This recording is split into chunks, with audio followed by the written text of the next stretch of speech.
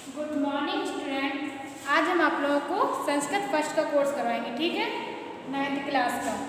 तो सबसे पहले हम ये बता दें आपको कि आपको अपनी कॉपी कैसी बनानी है। कॉपी आपको इस तरीके की 200 पेज की बनानी है, इससे कम कॉपी नहीं होनी चाहिए, ठीक है। फिर इसकी स्टार्टिंग सबसे पहला तो अपना आप लोग नाम डालेंगे, तो उसके बाद एक पेज छोड़ के इस तरीके से नाम डालेंगे संस्कृत, इस तरीके से डालेंगे संस्कृत गद्य भारती सारांश, ठीक है। उसके बाद आप लोगों को कम से कम यहाँ 10 सारांश हैं आपके, तो उस हिसाब से आपको 20 या 25 पेज छोड़ देने हैं, ठीक है। ऐसे खड़े में इस तरीके से 10 पेज छोड़ देना है, आपके 20 हो जाएंगे, 2-4 एक्स्ट्रा छोड़ देना, आपके एक्स्ट्रा पेज हो जाएंगे, ठीक है।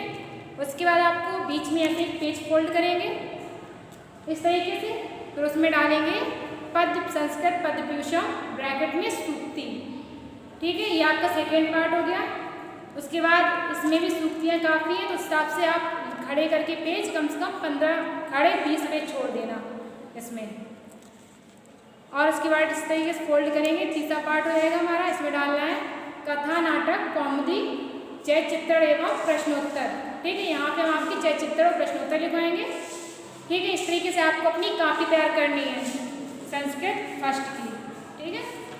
फिर उसके बाद सबसे पहला सारांश हम लिखवाने जा रहे हैं आपको अस्माकम राष्ट्रीय प्रतीकानि। इसे इस तरीके से डालना है, पार्ट का नाम ये नहीं डालना है कि पहला पार्ट या दूसरा पार्ट, बस सिर्फ सारांश का नाम डालना है अस्माकम राष्ट्रीय प्रतीकानि, ठीक है। इस तरीके से आपको अपनी कॉपी बनानी है। पहला सारांश हम डालेंगे अस्माकम राष्ट्रीय प्रतीकानि, ये हमने पहले से डाल दिया है, अस्माकम राष्ट्रीय प्रतीकानि, ठीक है, हमारे राष्ट्रीय प्रतीक। ऐसे ब्लू पेन से लिखेंगे सभी राष्ट्रों में कुछ वस्तुओं को, सभी राष्ट्रों में कुछ वस्तुओं को राष्ट्रीय प्रतीक माना जाता है, कुछ वस्तुओं को राष्ट्रीय प्रतीक माना जाता है, माना जाता है, प्रतीक माना जाता है। इनमें पशु पक्षी कॉमा करके लिखना है, पशु कॉमा पक्षी, पुष्प ध्वज राष्ट्रगान, पशु पक्षी पुष्प ध्वज राष्ट्रगान आदि होते हैं, आदि होते हैं।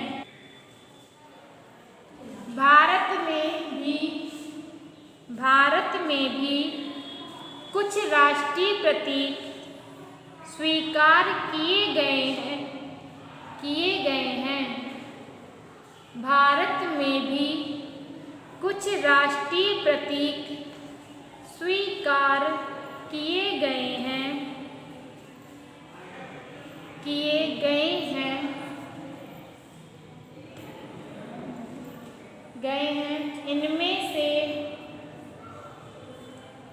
इनमें से मोर को राष्ट्रीय पक्षी माना गया है, इनमें से मोर को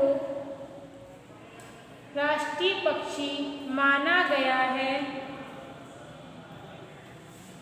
माना गया है। मोर की सुंदरता, मोर की सुंदरता और सर्पों को भक्षण करने की क्षमता, सर्पों को भक्षण करने की क्षमता उसे राष्ट्रीय प्रतीक बनाती है, उसे राष्ट्रीय प्रतीक बनाती है,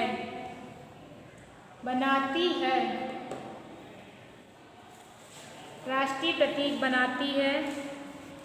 मधुर वाणी और व्यवहार के साथ, मधुर वाणी और व्यवहार के साथ राष्ट्र विरोधी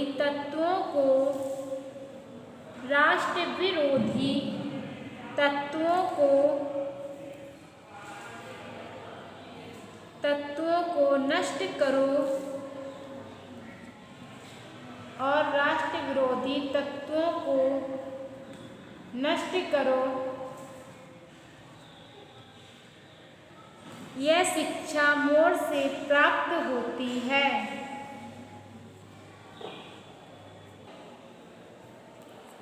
राष्ट्र विरोधी तत्वों को नष्ट करो, कौमा, यह शिक्षा मोर से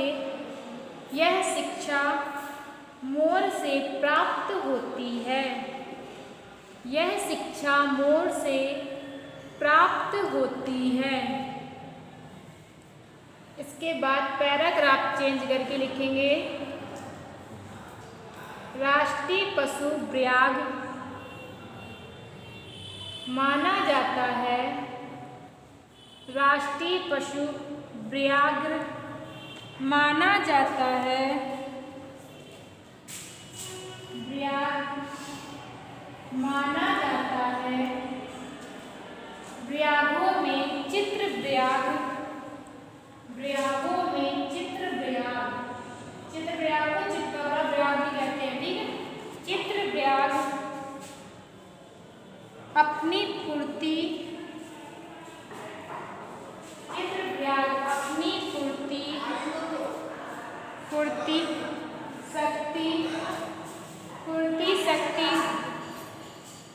फुर्ती शक्ति और सावधान स्वभाव के लिए प्रसिद्ध है। और सावधान स्वभाव के लिए प्रसिद्ध है।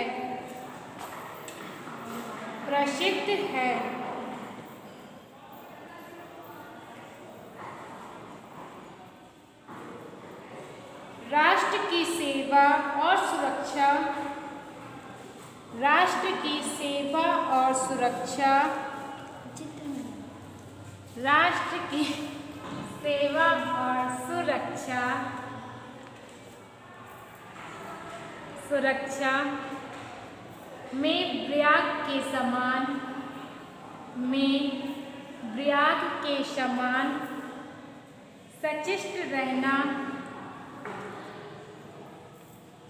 व्याघ्र के समान सचेष्ट रहना, सचेष्ट रहना इस प्रतीक का संदेश है। सचेष्ट रहना इस प्रतीक का संदेश है। प्रतीक का संदेश है। इसके बाद पैराग्राफ चेंज करके लिखेंगे, इसमें लिखेंगे, कमल को राष्ट्रीय पुष्प के रूप में, कमल को राष्ट्रीय पुष्प के रूप में स्वीकार किया गया है। पुष्प के रूप में स्वीकार किया गया है। स्वीकार किया गया है। कमल की कोमलता, कमल की कोमलता, सुंदरता और पवित्रता, कमल की कोमलता, सुंदरता और पवित्रता का वर्णन भारतीय कवियों ने बहुत किया है। भारतीय कवियों ने बहुत किया है। यह सदा से कवियों का एक प्रिय उपमान रहा है। यह सदा से कवियों का एक प्रिय उपमान रहा है।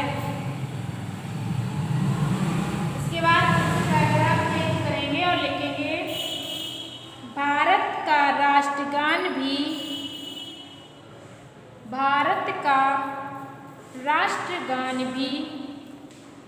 उनका राष्ट्रीय प्रतीक है। राष्ट्रगान भी उनका राष्ट्रीय प्रतीक है। राष्ट्रगान की रचना, राष्ट्रगान की रचना विश्व कवि रवींद्रनाथ टैगोर, विश्व कवि रवींद्रनाथ टैगोर, विश्व कवि रवींद्रनाथ टैगोर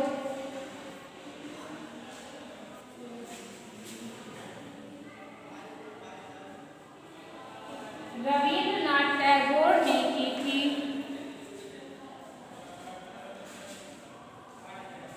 इसमें भारत की विभिन्न अंगों, इसमें भारत के विभिन्न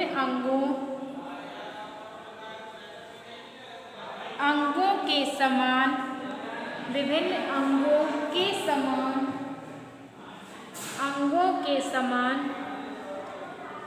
विभिन्न प्रदेशों, विभिन्न प्रदेशों,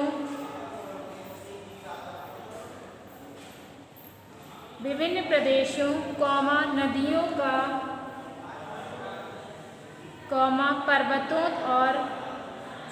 पर्वतों और समुद्रों का वर्णन है, समुद्रों का वर्णन है। राष्ट्रगान का सम्मान करना, राष्ट्रगान का सम्मान करना प्रत्येक भारतवासी का कर्तव्य है। राष्ट्रगान का सम्मान करना प्रत्येक भारतवासी का कर्तव्य है। सावधान मुद्रा में, सावधान मुद्रा में श्रद्धा के साथ, सावधान मुद्रा में श्रद्धा के साथ खड़े होकर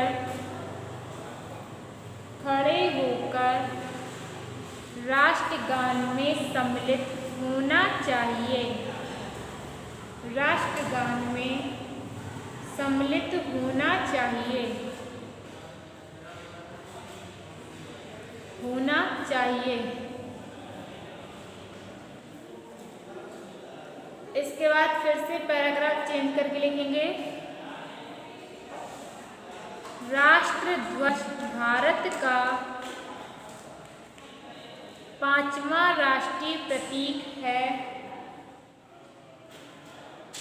राष्ट्र ध्वज भारत का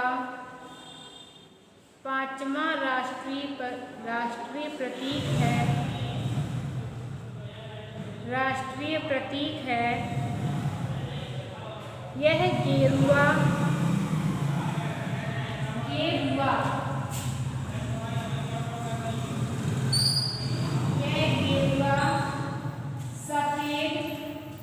गेरुआ सफेद और हरे रंग की पट्टियों से बना है, हरे रंग की पट्टियों से बना है।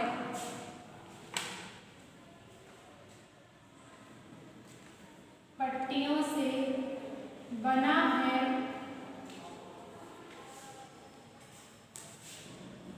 श्वेत भाग में 24 अरों वाला, श्वेत भाग में 24 अरों वाला, 24 बड़ी की मात्रा लगेगी 24 में, 24 अरों वाला अशोक चक्र है।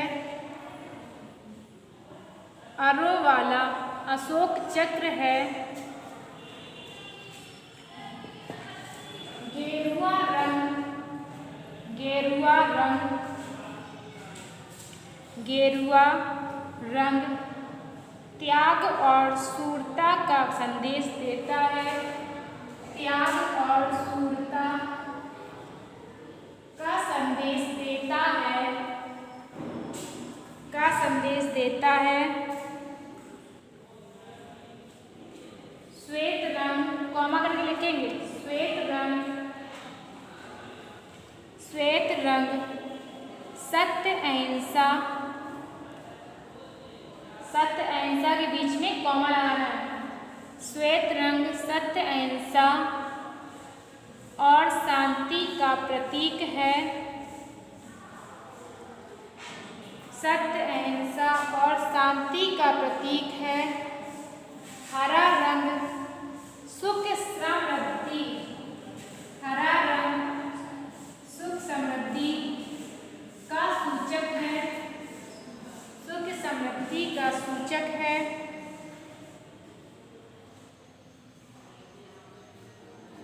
आगे लिखिए, सदैव स्वच्छ सुवर्ण, स्वच्छ सुवर्ण, सदैव स्वच्छ सुवर्ण, सुवर्ण और शोभन ध्वज का ही प्रयोग करना चाहिए, और शोभन ध्वज का ही प्रयोग करना चाहिए। अपने राष्ट्रीय प्रतीकों का पूरा सम्मान करना चाहिए। अपने राष्ट्रीय प्रतीकों का पूरा सम्मान करना चाहिए, करना चाहिए। ये आपका सारांश कंप्लीट हो गया। अब इसके बाद हम आपको किताब का आगे का चैप्टर पढ़ाएंगे, आगे का पैराग्राफ।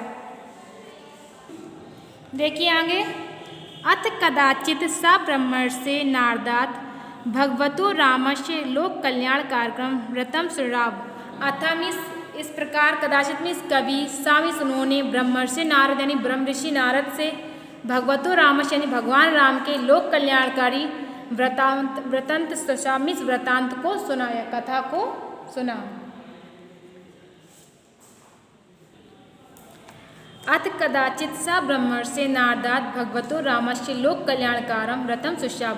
अथ कभी उन्होंने ब्रह्मर्षि नारद से भगवान राम के लोक कल्याणकारी वृतांत को सुना।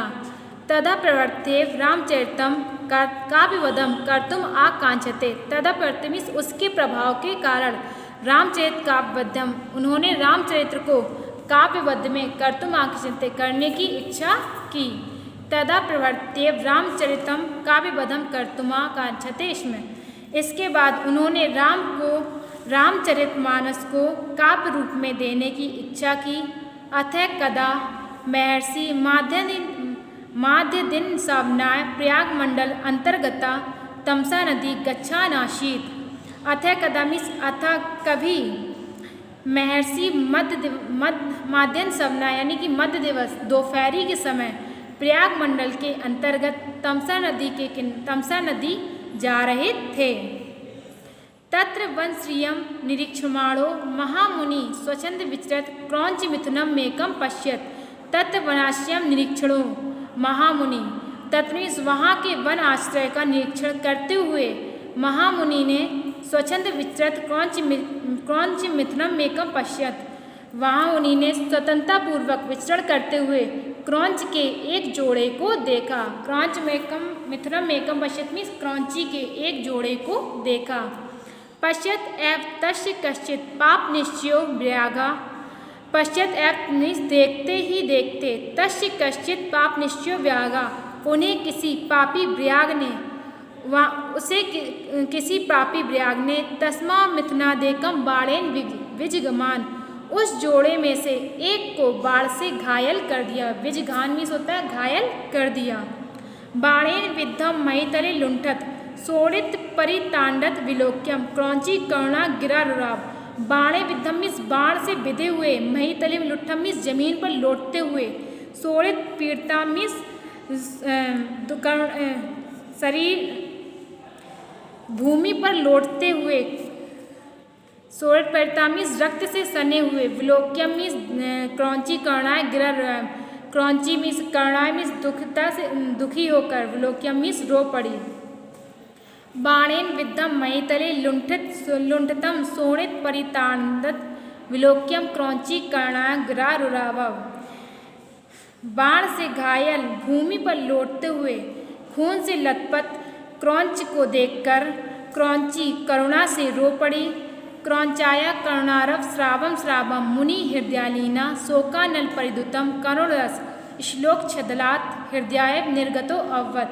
क्रौंचाया करुणारव श्रावम श्रावम यानी क्रौंची का करुणापूर्वक रोना सुन सुनकर, श्रावम श्रावम में सुन सुनकर, मुनि हृदय लीना शोका अनल परिदुता मुनि के हृदय में शोक की अग्नि भड़क उठी। करुण रस श्लोक अच्छादात हृदय देवम निर्गतो अववत और उनके हृदय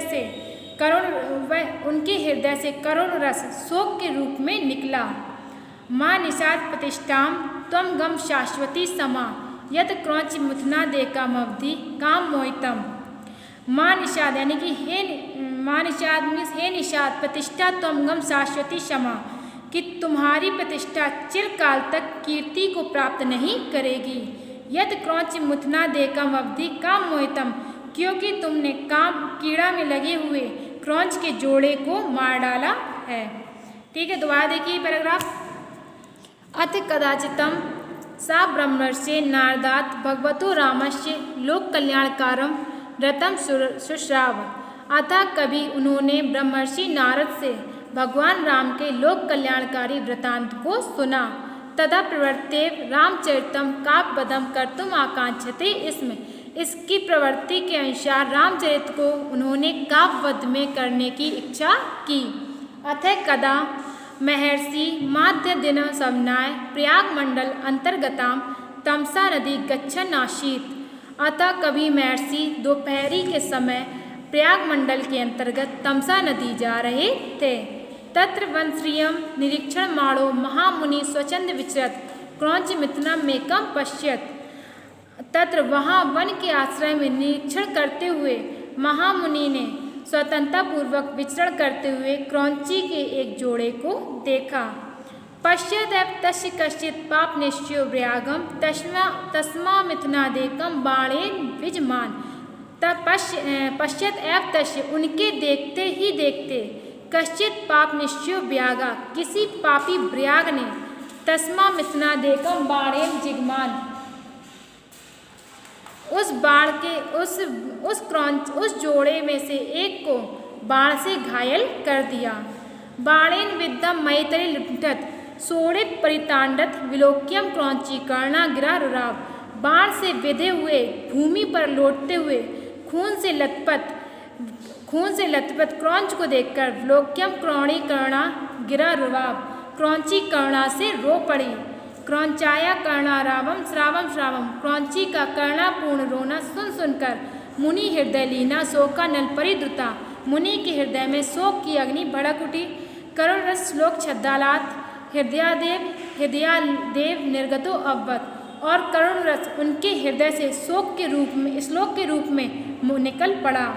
माँ निषाद प्रतिष्ठा त्वम गमा शाश्वती क्षमा। हे निषादराज तुम्हारी प्रतिष्ठा चिरकाल तक स्थायी कीर्ति प्राप्त नहीं करेगी। यद क्रौंच मिथुना देकमवधि काम मोहितम क्योंकि तुमने काम में लगे हुए क्रीड़ा में लगे हुए क्रौंची के जोड़े में से एक को मार दिया है। ठीक है।